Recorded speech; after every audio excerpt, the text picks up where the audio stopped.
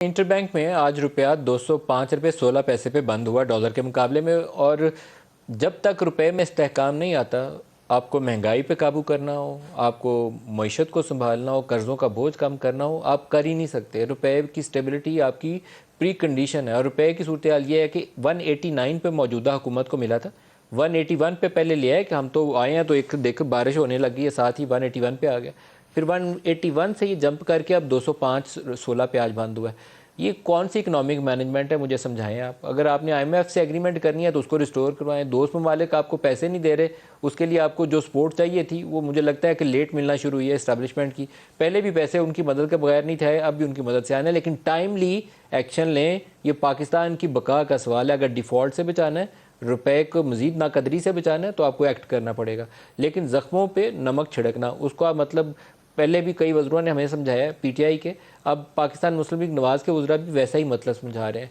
वो पहले भी कहते थे कि रोटी कम खाना शुरू कर दो, चीनी इस्तेमाल ना करो, टमाटर प्याज की ज़रूरत ही नहीं है, गीज़र बंद कर दो सर्दियों में।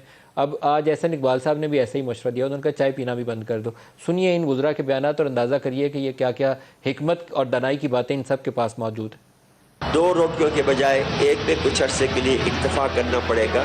अगर मैं एक चाय के चम्मच में 100 दाने डालता हूँ तो अगर 9 दाने कम हो जाए तो क्या अपनी कौम और अपने बच्चों के लिए मेरी चीनी मुझे कम मीठी लगती है? हम इतनी कुर्बानी नहीं कर सकते। मैं 100 निवाले खाता हूँ आटे के, तो अगर 9 निवाले कम खा लूँ तो अपनी कौम के लिए मैं 9 निवालों कुर्बानी नहीं कर सकता। गैस चूल्हे के लिए अगर चलाएं तो जरूरत है, अगर गीजर लेके चलाएं तो लग्जरी है। जब तक टमाटर सस्ते नहीं होते आप दही इस्तेमाल करें, जब आप इस्तेमाल करना ही छोड़ देंगे तो ऑटोमेटिकली सस्ते हो जाएंगे।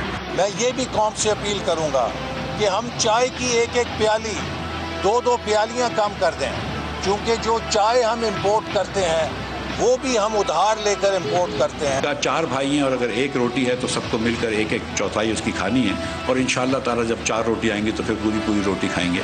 ये एक क्राइसिस लाइक सिचुएशन है पाकिस्तान के लिए, क्योंकि रुपए का जितना नीचे गिरता जाता है, पाकिस्तान की इंपोर्ट की सूरत हाल ये है कि हम 75 बिलियन डॉलर्स की इंपोर्ट्स करते हैं।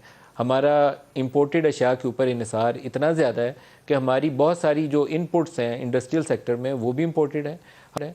हमारी जो ग़िज़ा की ज़रूरियात हैं पिछले 1-1.5 साल से, उसमें गंदम भी हम इंपोर्ट कर रहे हैं, जो पहले कभी ज़रूरत नहीं थी पड़ी। हम खुद कफ़ील थे गंदम में, लेकिन अब वो भी इंपोर्ट करते हैं।